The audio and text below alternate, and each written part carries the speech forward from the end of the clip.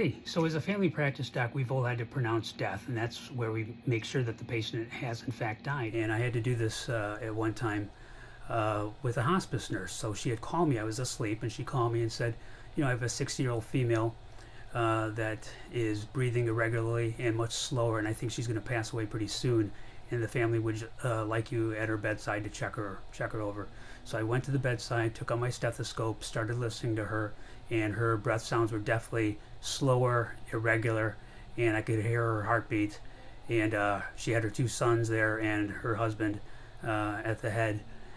And started listening, and the breath sounds definitely became slower and slower, and the heartbeats became farther apart until it was one beat and took a long time for another beat, and then there was nothing, and I just stood there and waited, and it was just silence.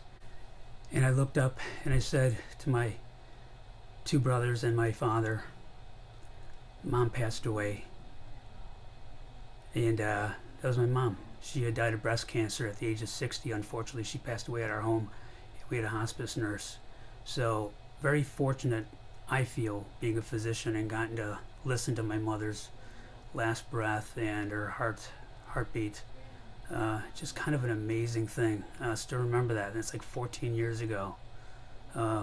Really cool being a physician. I don't know what else to say. Just, boy, kind of feel very lucky and fortunate to do that. But get your mammograms. It drives me crazy when people say, "I don't want to get it. It hurt the last time I got it." I think, oh my God, just because a few minutes of pain, you're not going to get a mammogram? Really? You don't want to catch a small little nodule or mass that could be taken out instead of waiting for it to get huge and incurable?